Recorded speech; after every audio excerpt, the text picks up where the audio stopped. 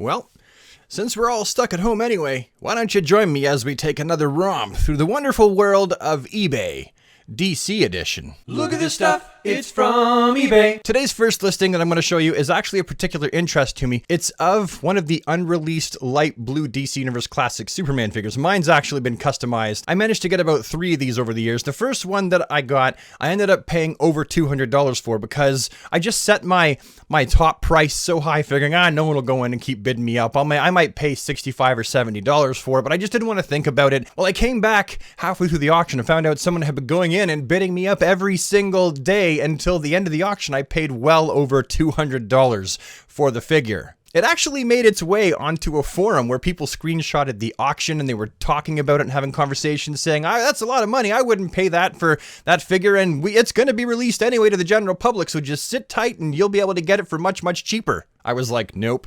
I don't think this is ever going to see release, so I'm going to get it now. And if that means I ended up having to pay a lot of money for it, so be it. He's just so classic looking. I did change the lower legs and the head and the cape on this one, and they've all been customized to some extent. But that particular tone of blue was never released to the general public. Well, this might be one of your last chances to get your hands on one, but I will warn you that it is an exceptionally large price. Because here we see this seller selling DC Universe Classics unreleased light blue classic Superman Mattel DC action figure for $1,500. That's the first bid price. That's the starting price. And then it goes to $2,500 if you just want to buy it now. And I can tell you off the bat that there's definitely been some custom work done to this, at least in the form of a cape swap, because the actual original version that you could buy online that had leaked didn't have an S on the back of the cape, and it was made out of a much harder like plastic rather than like the softer rubber. But that's the figure there itself. The color tone isn't exact. It kind of looks like this was taken under maybe like an orange light, so there is a little bit of green in the blue that's not actually present there, but that's it. That is one of the hardest to find Superman figures on the market. And I don't think that's repaint. I think that's the real deal. Personally, though, I don't think that this is a $2,500 Superman action figure. And I think that this seller is going to have an incredibly hard time offloading this, even taking into account its rarity. Next, we have an issue of Superman #1, illustrated by the wonderful John Byrne.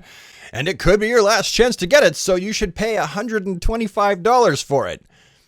Or not. You could just bid $1 and likely win for $1. Listen, it's a good issue, and it was the beginning of a great run of Superman comics, and even though it does appear to be in very good condition, I'm not sure I would call this minty mint.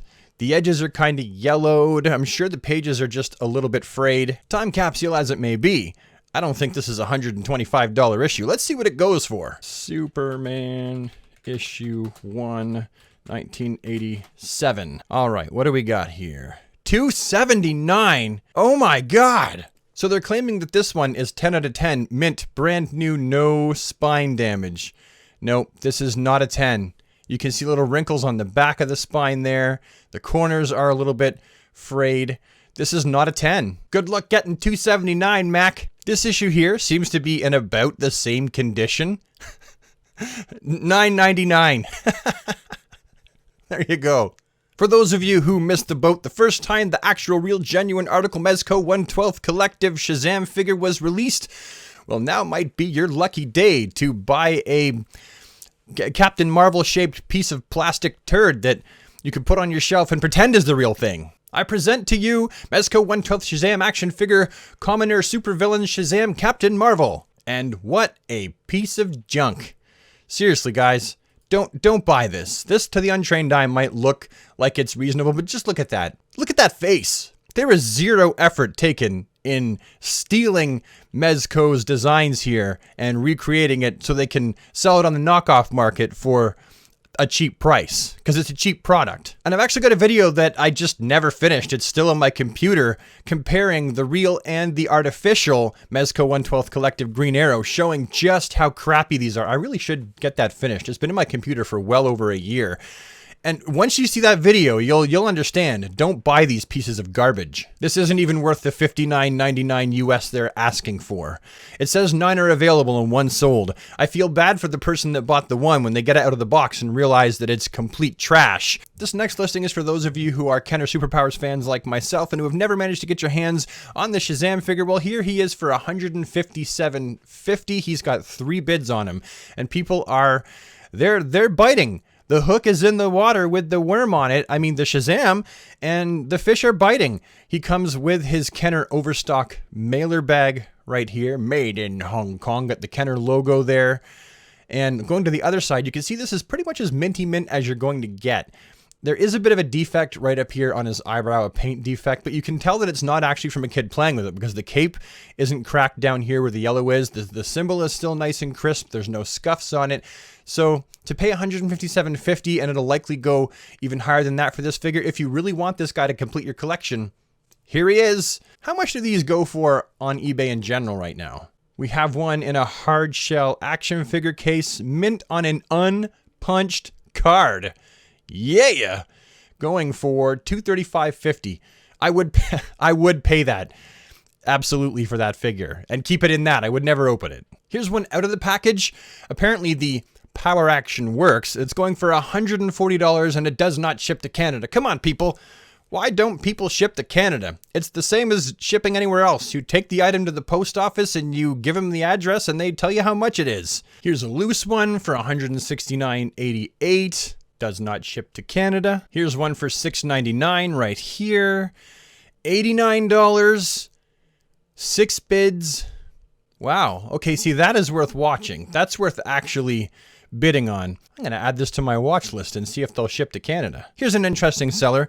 He's got not only this Pocket Superheroes Lex Luthor mint on card, and the card itself is not minty mint. You can see that there's a blemish of price tag stickers down here on the bottom. But he's also got Jor-El for $29.99 and General Zod for $39.99. And I feel like those are reasonable prices considering what I've seen these go for on eBay to get them mint on card, aside from the ugly price tags that have ripped the packages to garbage. I mean, you're still getting the figures mint in a bubble that's not yellowed. Here's one for you. If you've been looking to get your hands on one of those hard to get, kind of always expensive DC Superheroes Catwoman figures in the 6-inch scale, well, this guy right here, JJ Franco, has you covered because he's got it right here for $29.99, which is actually a really good price considering what I've had to pay for this figure in the past. Anyway, super friends, I think that I've tortured you long enough with this eBay nonsense.